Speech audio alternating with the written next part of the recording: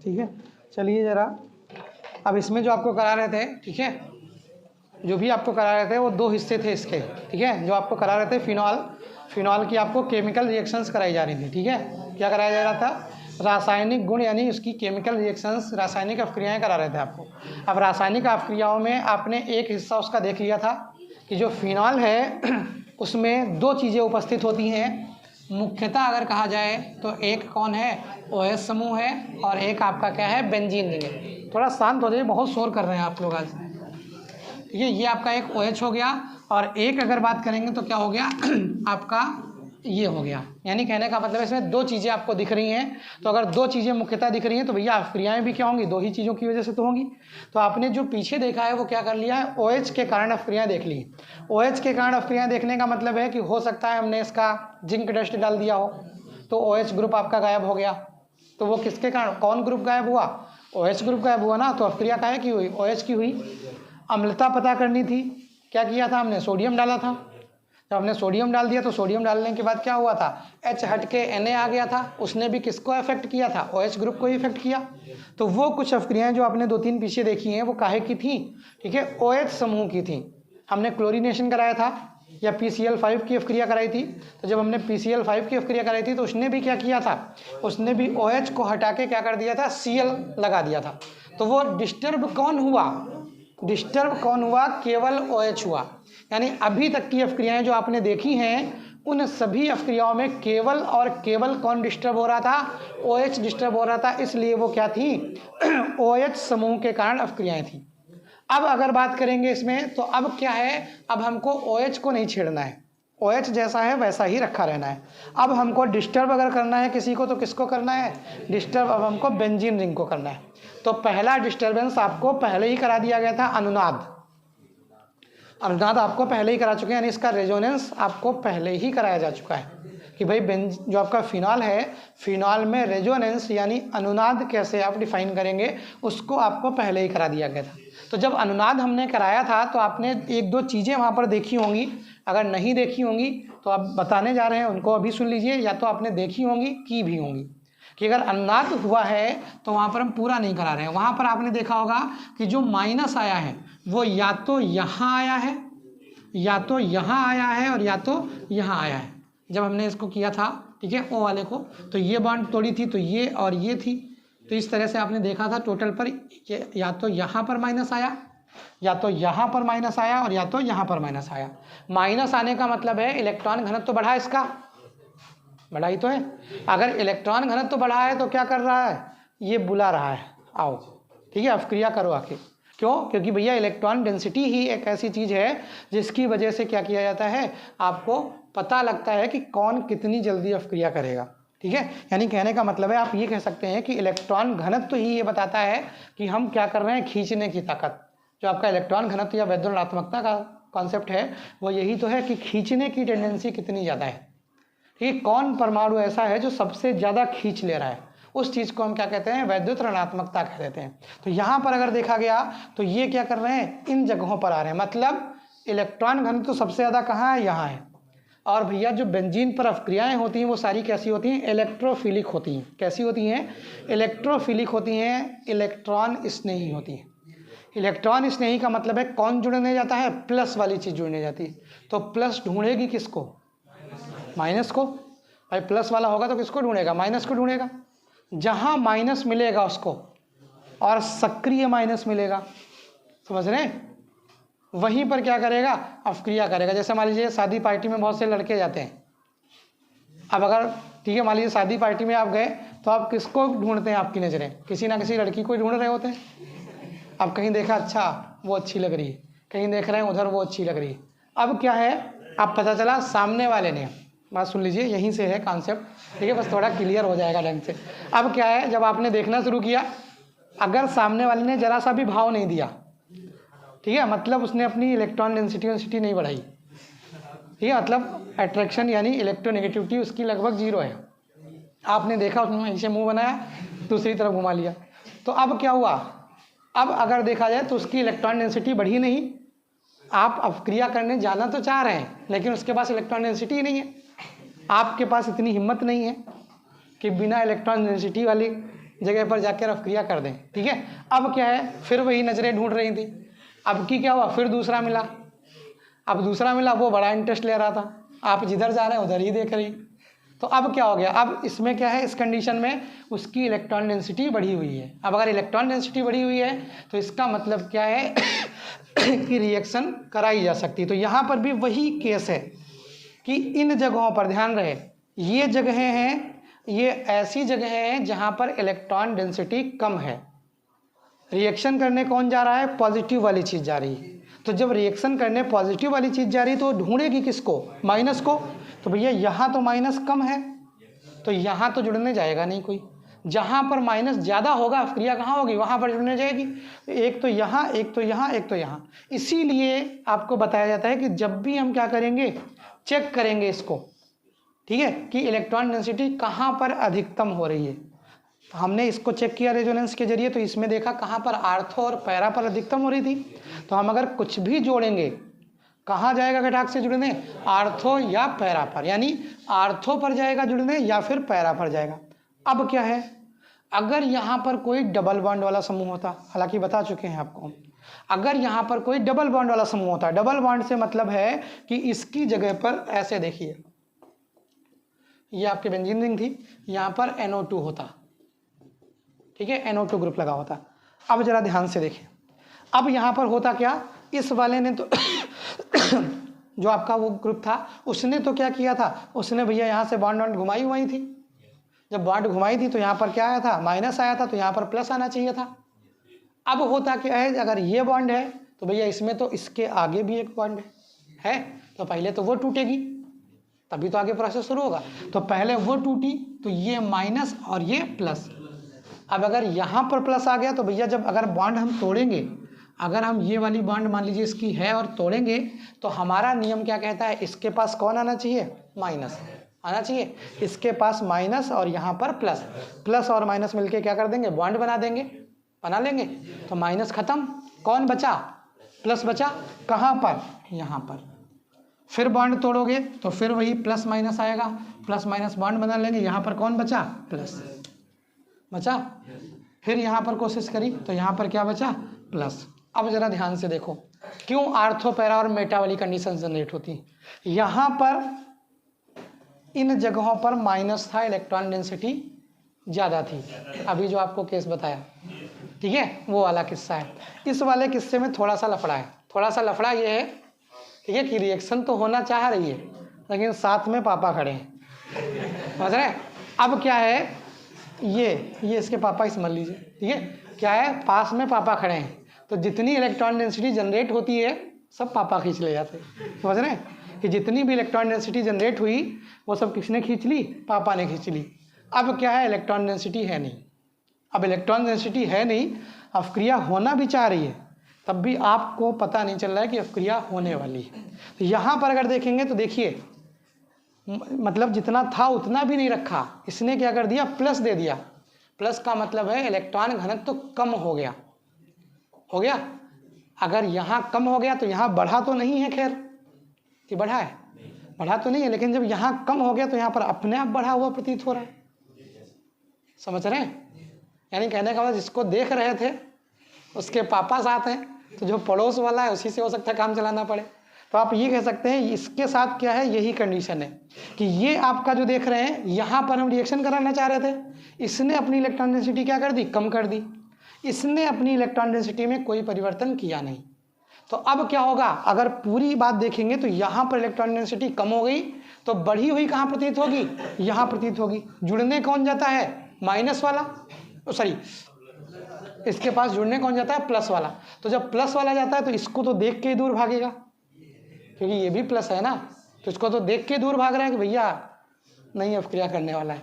तो आप ये कह सकते हैं यहाँ तो हो नहीं सकती, अवक्रिया करानी है तो कौन सी जगह बची, मेटा की बची, ठीक है। तो वो क्या करेगा, इसीलिए कहाँ जाता है, मेटा पर जाता है। तभी आपको एक दिन बताया था कुछ आर्थो पैरा डायरेक्टिंग होते हैं और कुछ कैसे होते हैं, मेटा डायरेक्टिंग होते हैं। कैसे पहचानते हैं, डबल और सिंगल से, क्योंकि ये सब निकालने के बाद वो समरी बनाई जाती है थोड़ी बहुत, जो आपको एक शब्द में बता दी जाती है ना, कि अगर डबल बॉन्ड वाला ग्रुप लगा है तो मेटा पर जाएगा, सिंगल वाला लगा है तो पैरा पर जाएगा।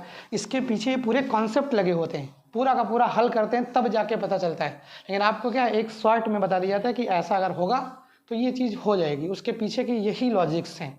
इसलिए ध्यान रखिएगा कि जब भी आप यहाँ जाएंगे, क्योंकि देखिए ये अवक्रियाएँ किसी किसी को कठिन लगती हैं लेकिन होती नहीं है। क्यों? क्योंकि भैया इसमें तो ऑलरेडी पता है कहाँ जाएगा, क्या जाएगा और कहाँ जाएगा, ये आपको ऑलरेडी पता है। जो जाएगा उसको ले जाओ, जहाँ पर जाना है वहाँ पर छोड़ दो जाके, बस काम हो गया। ठीक है, तो इनमें क्या है, अगर फिनॉल की बात कर रहे थे हम, फिनॉल की अगर बात कर रहे हैं तो फिनॉल में क्या है, कौन सी पोजीशंस एक्टिव हैं, आर्थो और पैरा एक्टिव हैं। तो जो कुछ भी जाएगा वो कहाँ जाएगा, आर्थो और पैरा स्थितियों पर ही जाके रुकेगा जाके। ठीक है, इसीलिए जो कुछ भी रिएक्शन करेगा वो कहाँ जाएगा, आर्थो और पैरा स्थिति पर रिएक्शन करने जाएगा। अब करना क्या है रिएक्शंस में, कोई नई रिएक्शंस नहीं है भाई। ब्रोमीनीकरण, क्लोरीनीकरण, मतलब क्लोरीन ब्रोमीन से रिएक्शन कराओ, कहाँ जाएंगे, आर्थो पर जाएंगे या फिर पैरा पर जाएंगे। तो या तो आर्थो प्रोडक्ट या तो पैरा प्रोडक्ट। नाइट्रीकरण कराएंगे, ठीक है, HNO2 और H2SO4 से अवक्रिया करने जाएगा। करेगा क्या, वहाँ पर कौन अवक्रिया करता है। ठीक है, अब थोड़ा सा इसमें और बता दे रहे हैं, हालांकि यहाँ का नहीं है आपके काम का, लेकिन थोड़ा बहुत जान लीजिए कि भैया H2SO4, ठीक है, और HNO3 इसकी उपस्थिति डालते हैं जब, तो नाइट्रीकरण काहे होता है, सल्फोनीकरण काहे नहीं हो जाता है। तो दोनों यार, H2SO4 भी है और HNO3 भी है, तो जाने को तो ये भी अवक्रिया करने जा सकता है कि नहीं जा सकता है, ये भी जा सकता है। तो फिर काहे नाइट्रोजन वाला ही कह रहा है, हम दो लोग जा रहे हैं साथ में, काहे हमको ही धक्का दे रहे हो कि पहले जाओ, भैया एक बार तुम भी चले जाओ। तो यानी कहने का मतलब कोई तो कारण होगा, ठीक है, कि काहे हमको पहले भेजा जा रहा है। या तो डर होगा सामने वाले को, ठीक है, कि आगे ऐसा ना हो भूत बैठा हो या कोई और बैठा हो हम ही को निपटा दे, तो इसलिए क्या भेजा जा रहा है, दूसरे वाले को भेजा जा रहा है। यानी कहने का मतलब है या तो चेक करने के लिए भेजा जा रहा है, या हो सकता है कभी ये भी हो सकता है कि वहाँ पर कोई खतरा हो पीछे, तो जो भेज रहा है वो आपको बहुत मानने वाला हो, तो इसलिए क्या कह रहा है, भैया पहले तुम निकल जाओ, झेलेंगे तो हम ही झेल लेंगे। यानी कहने का मतलब कोई भी कारण हो सकता है, यानी अगर इसको पहले भेजा जा रहा है तो कारण तो कोई होगा, यानी अवक्रिया ये करने जा रहा है। तो देखिए हमेशा ध्यान रखिएगा जब भी दो एसिड आपस में रिएक्शन करने के लिए तैयार हो रहे होंगे, जब भी दो अम्ल रिएक्शन करने के लिए आपस में तैयार हो रहे होंगे, तो जो प्रबल अम्ल होगा, जो प्रबल अम्ल होगा वो अम्लों की तरह व्यवहार करेगा, और जो दुर्बल अम्ल होगा वो क्षारों की तरह व्यवहार करेगा। समझ गए? तो इसमें प्रबल अम्ल कौन है, ये है, तो ये अम्ल की तरह व्यवहार कर रहा है, इसका नाइट्रोजन इसका हाइड्रोजन नोच ले जा रहा है। ठीक है, आया कस के झपट्टा मारा और हाइड्रोजन नोच के ले गया। अब अगर हाइड्रोजन नोच के लिए चला गया तो इसके पास क्या बचता है, NO3 वाला बचता है। माइनस करने की कोशिश में ये क्या करेगा, NO जनरेट करेगा। NO जो आपका होगा अवक्रिया करने के लिए, जब वो चीज़ जाएगी तो H वहाँ से बाहर होगा और NO2 आपका क्या हो जाएगा, जुड़ जाएगा। इसलिए जब भी ये अवक्रिया करने जाता है तो क्या होता है, NO2 जुड़ता है। तो जब भी आप यहाँ पर देखेंगे कि ये आपका हिस्सा, ये क्या हो गया, फिनॉल हो गया, इसकी अवक्रिया करेंगे तो नाइट्रीकरण होगा। नाइट्रीकरण का मतलब है कौन जुड़ने जाएगा, सीधे सीधे कह दो NO2 जाएगा। कहाँ जाएगा, आर्थो और पैरा, भाई जगह तो वही अभी आप देख चुके थोड़ी देर पहले।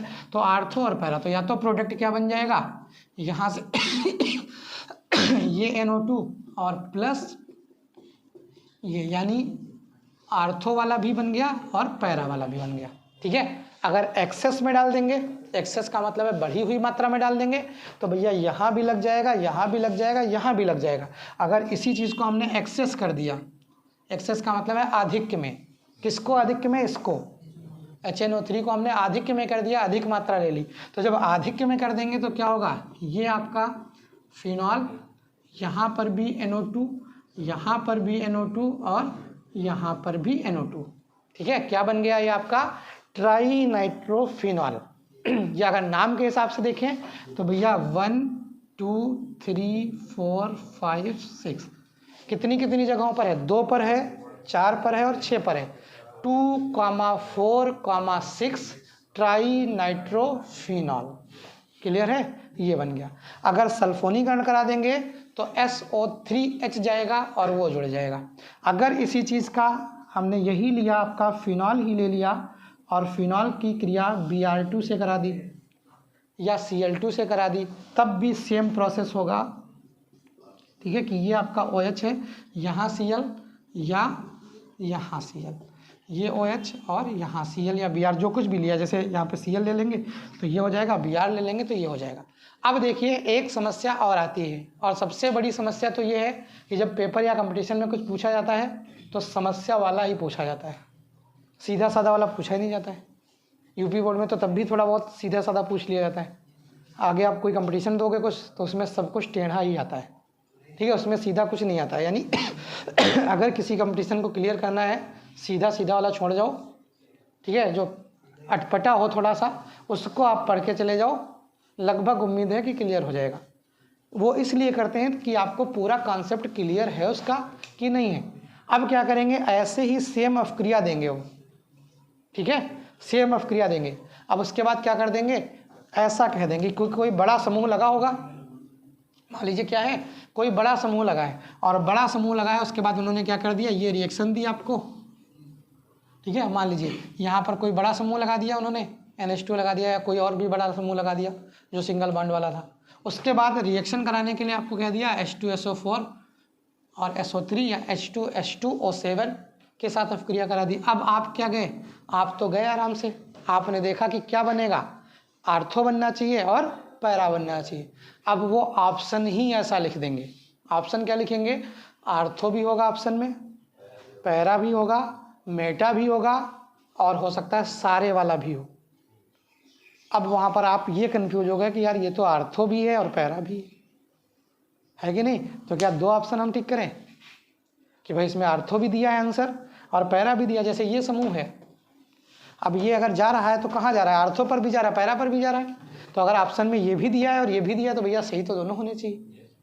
तो इसलिए जब ऐसा क्वेश्चन आएगा तो एक ही दिया होगा, या तो आर्थो दिया होगा या तो पैरा दिया होगा, बाकी आपके ऑप्शन ऐसे होंगे जो मैच नहीं कर रहे होंगे। इस वाले केस में मान लो यहाँ भी कोई बड़ा सा ग्रुप लगा है खूब बल्कियर, ठीक है, उसके बाद क्या जो जुड़ने जा रहा है वो भी आपका SO3H जुड़ने जा रहा है, ठीक है, ये भी बड़ा सा है। अब आपको ऑप्शन दे दिया उन्होंने कि आर्थो बनेगा प्रोडक्ट, कि पैरा बनेगा, कि मेटा बनेगा, कि आर्थो और पैरा दोनों वाला बनेगा कॉम्बिनेशन। अब आप वहाँ पर कंफ्यूज हो गए कि क्या करें, क्यों, क्योंकि आपका नियम लग ही नहीं रहा है। आपका नियम तो ये कहता है या तो आर्थो या तो पैरा, वहाँ तो दोनों ऑप्शन दिए हैं, आप क्या करेंगे। तो भैया ऐसे केसेस में आपको देखना पड़ेगा थोड़ा ध्यान से। यहाँ पर अगर आप देखेंगे तो ये क्या है, बड़ा ग्रुप है और ये भी क्या है, बड़ा ग्रुप है। जैसे आपको एक बार बताया होगा कि मान लीजिए सीट है, ठीक है, अब क्या है, छोटी सीट, ट्रेन में आप जा रहे हैं, अब 3 लोगों की सीट है, ठीक है, अब उस पर क्या है, 3 लोग तो कम से कम बैठ सकते थे, क्या 4 लोग, थोड़ा सा खिसका के 4 की जगह 5 या 6 भी आ जाते नहीं आ जाते।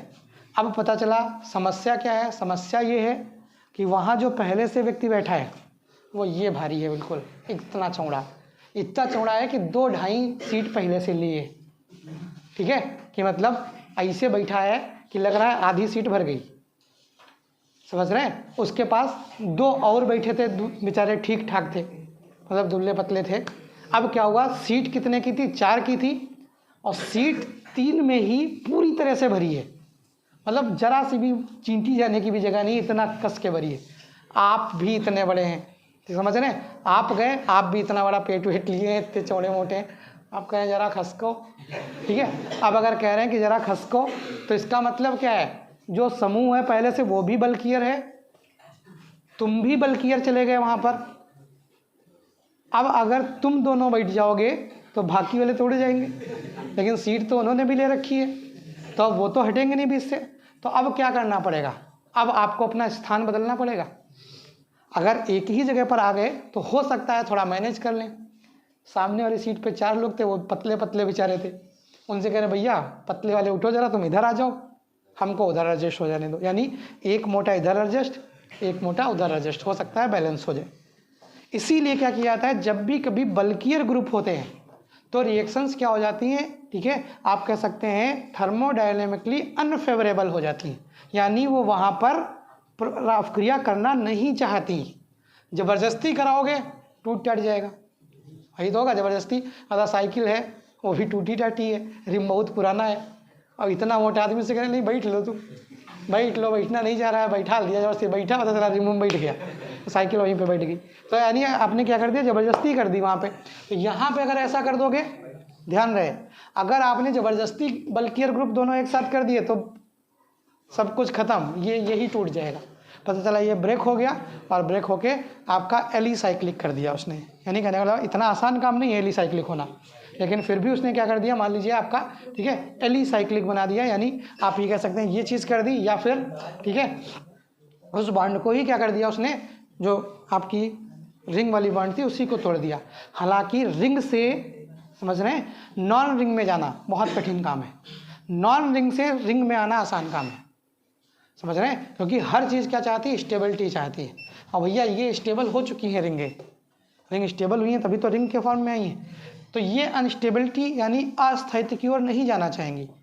जो चीज़ अस्थायी है, ओपन है, वो आना चाहेगी, उसको अगर कोशिश करेंगे थोड़ी बहुत तो वो रिंग विंग बना लेगी, लेकिन इधर से नहीं जाना चाहेगी। लेकिन वही है, जब हद से ज़्यादा परेशान करोगे तो आदमी जाएगा, तो वही है। तो वही किस्सा इसके साथ होता है, ठीक है। चलिए अब रिएक्शन लिखिए थोड़ी बहुत। पहली हेडिंग लिख लीजिए, ब्रोमीनीकरण। ब्रोमीनीकरण मतलब ब्रोमीन से अपक्रिया। अरे क्लोरीनीकरण लिखाते हैं सब में, इसमें ब्रोमीनीकरण लिख दो, ब्रोमीन की अपक्रिया है वही सेम चीज़, ब्रोमीनीकरण। तो लिखिए, जब फिनॉल की क्रिया ब्रोमीन जल से कराते हैं, जब फिनॉल की क्रिया ब्रोमीन जल से कराते हैं तो 2,4,6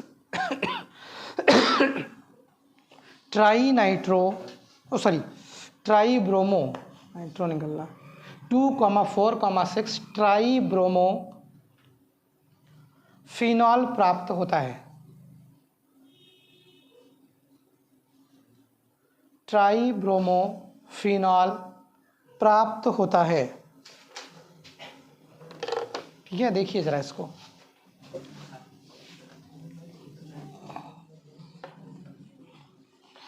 अब यहाँ से अगर देखेंगे आप तो ये देखिए, ये आपका क्या हो गया, फिनॉल हो गया, ठीक है। इसकी क्रिया हम क्या कर दें, Br2 से करा दें। तो जब Br2 से करेंगे तो या तो आर्थो या तो पैरा, यही तो बनेंगे। लेकिन Br क्या है, छोटा सा ग्रुप है, सबको मिला लेता है। वो कह रहा आर्थो वाले भी आ जाओ, पैरा वाले भी आ जाओ, इतनी जगह है, 4 लोगों की सीट है, बच्चे बैठे हैं ज़रा से, तो क्या है 3-4 की बजाय 8 आ जाएंगे। यानी कहने का मतलब है जब परमिट है सब, तो क्या भैया तुम भी आ जाओ, तुम भी आ जाओ।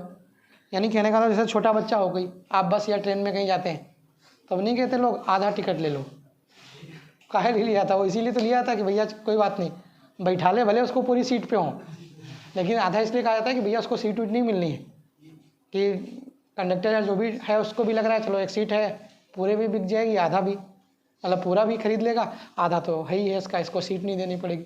वहाँ बेचारा चक्कर में पड़ गया, पता जो बैठा था लिया बहुत तेज़ तर्रार था, ठीक है। और क्या आधी सीट लिए पूरे भर में बैठा ले, अब उससे जो आ रहा है कि हटो भैया खिसको जरा, ऐसे दिखाता है खिसक लो यहाँ से। तो इसका मतलब क्या है, वो तो फायदे की बजाय और घाटा हो गया, चाह रहे थे। तो यहाँ पर भी ऐसा ही कुछ है कि आर्थो भी बना सकते हैं आप, पैरा भी बना सकते हैं, चाहे तो तीनों भी बना सकते हैं।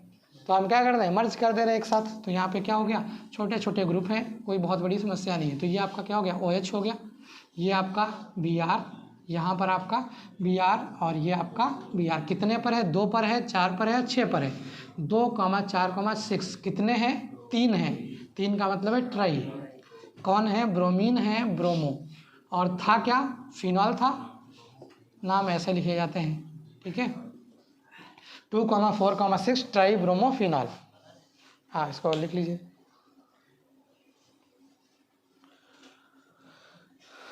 ट्राईब्रोमोफिनॉल,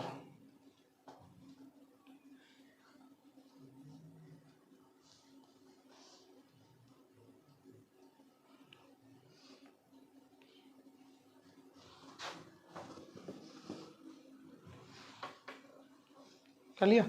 अगली हेडिंग लिखिए, नाइट्रीकरण। अगली हेडिंग है नाइट्रीकरण। नाइट्रीकरण, तो इसमें लिख लीजिए नाइट्रीकरण। बोले, जब फिनॉल की क्रिया जब फिनॉल की क्रिया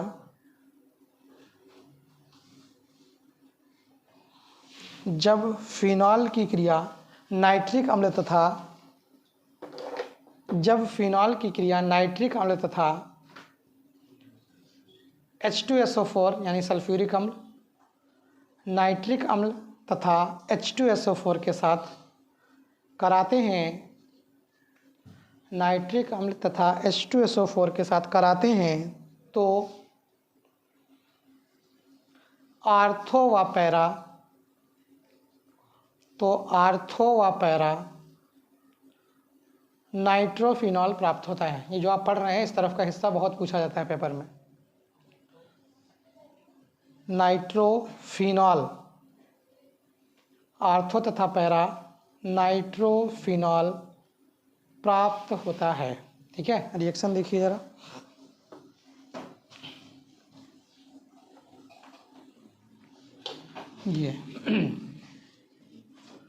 ये क्या है? फिनॉल है। ठीक है, इसकी क्रिया हमने काहे से करा दी?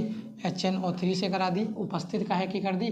H2SO4 की कर दी। और सारे के सारे सांद्र हैं, ये ध्यान रखना। तनु के साथ करा दोगे क्रिया नहीं होगी। सांद्र का मतलब है हार्ड है, मतलब थोड़े गाढ़े हैं, जिसमें क्या है, इनकी मात्राएं ज़्यादा हैं। ये दोनों के दोनों कैसे हैं? ब्रैकेट में लिखे दे रहे हैं सांद्र। ठीक है, और ये भी कैसा है? सांद्र है। तो जब इसके साथ अब क्रिया कराएंगे तो या तो क्या बन जाएगा, ये OH है, या तो यहाँ पर NO2 लग जाएगा। ये कौन है? आर्थो है, यानी आर्थो नाइट्रो और फिनॉल। ठीक है, या तो आर्थो नाइट्रोफिनॉल या प्लस में आगे की वजह नीचे लिखे दे रहे हैं। ये आपका यहाँ पर OH और ये यहाँ पर क्या हो जाएगा? NO2 लग जाएगा। तो चाहे हिंदी में लिखो चाहे खाली सिंबल उसके लिए O और P यूज कर देते हैं। यहाँ पर क्या यूज कर देंगे? P नाइट्रो, ठीक है, और फिनॉल, पैरा नाइट्रोफिनॉल। ठीक,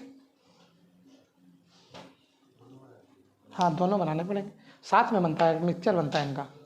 कि हम पक्षपात किसके साथ कर दें, मतलब है इसको बना दें तो ये नाराज़ हो जाएगा, इसको बना देंगे तो वो नाराज़, तो इसलिए मिक्सचर बनता है दोनों का।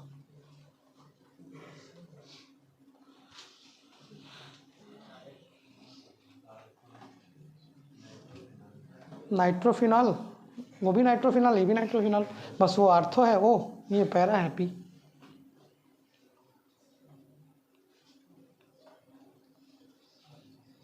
उसी के आगे प्लस में लिख लिया करिए, आप प्रोडक्ट को प्लस में ही लिख लिया करिए। हमारे पास उधर बहुत दूर पहुंच जाता है, इसलिए यहाँ लिख दिया नीचे।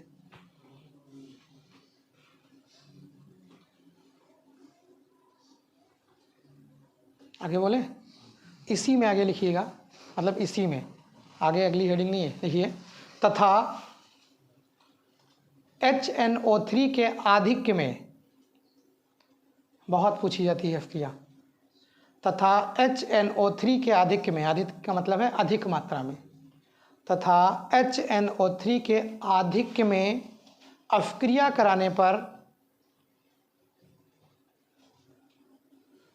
2,4,6 अपक्रिया कराने पर 2,4,6 ट्राई नाइट्रोफिनॉल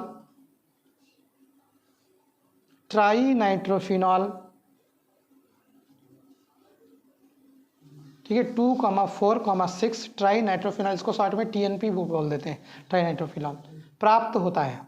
ट्राई नाइट्रोफिनॉल प्राप्त होता है।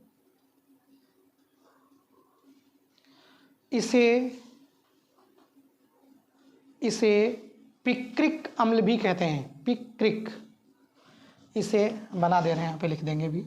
ये आपका फिनॉल है, इसकी क्रिया हमने करा दी HNO3 और H2SO4 के साथ। ये काहे में ले लिया हमने?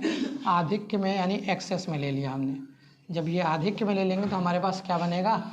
ये चीज़ बनेगी, ये यहाँ पर OH, यहाँ पर भी NO2 और यहाँ पर भी NO2 और यहाँ पर भी NO2, इसको बोलते हैं पिक्रिक अम्ल। ठीक है, क्या लिखा है आपने? जो लिखा होगा, इसे पिक्रिक अम्ल कहते हैं। यह, इसी में आधी लाइन और बढ़ा लीजिए, यह प्रबल विस्फोटक होता है, यह प्रबल विस्फोटक होता है। ठीक है, बहुत प्रबल है, यह प्रबल विस्फोटक होता है, बस सब क्रिया लिख लीजिए। अफ्रीका में ये लिखनी है।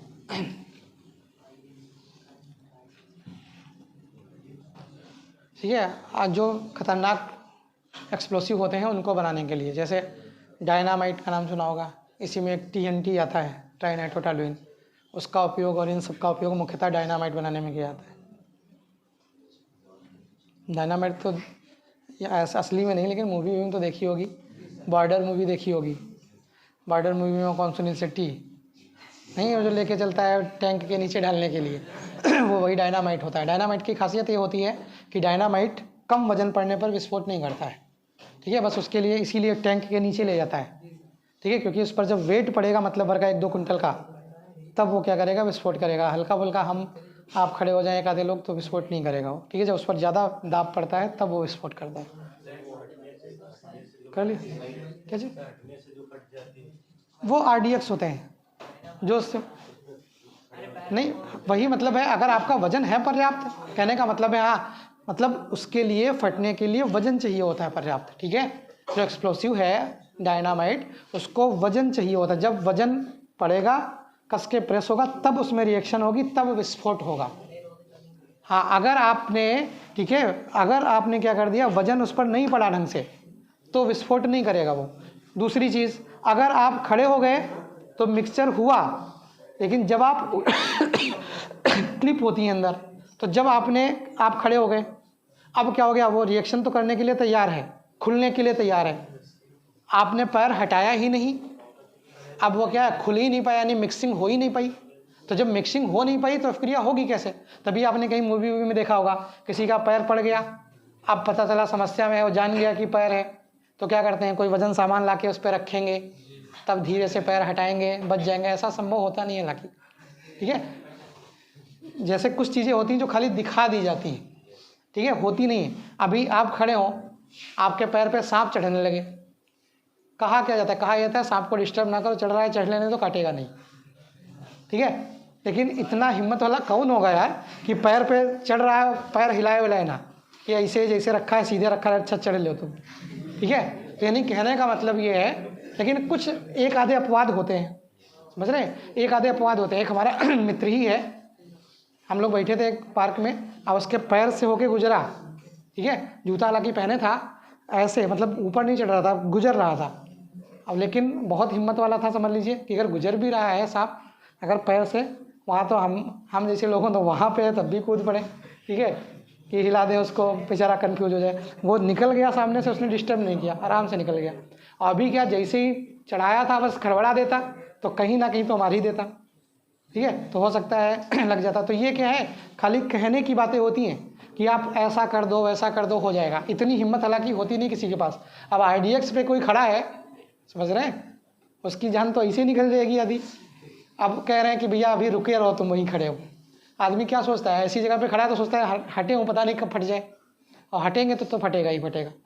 लेकिन कहते हैं उसी पे खड़े हैं, वेट ले आए, इतनी देर खड़ा रहा, वो वेट ला के उस पर रख दिया, तब उतर लिए, ऐसा होता नहीं है हालांकि। ठीक है, इसलिए क्या किया जाता है, जो ये एक्सप्लोसिव हैं, जो RDX होते हैं, RDX का मतलब होता है रिसर्च एंड डेवलप्ड, यानी वो क्या है, अभी रिसर्च हुए हैं, रिसर्च के बाद डेवलप हुए हैं, बहुत खतरनाक होते हैं RDX। तो ये सारे विस्फोटक जो हैं, सारा का सारा खेल का है केमिस्ट्री का, ये सब खेल केमिस्ट्री का है। केमिस्ट्री के अतिरिक्त और इन चीज़ों में किसी का कोई रोल नहीं है।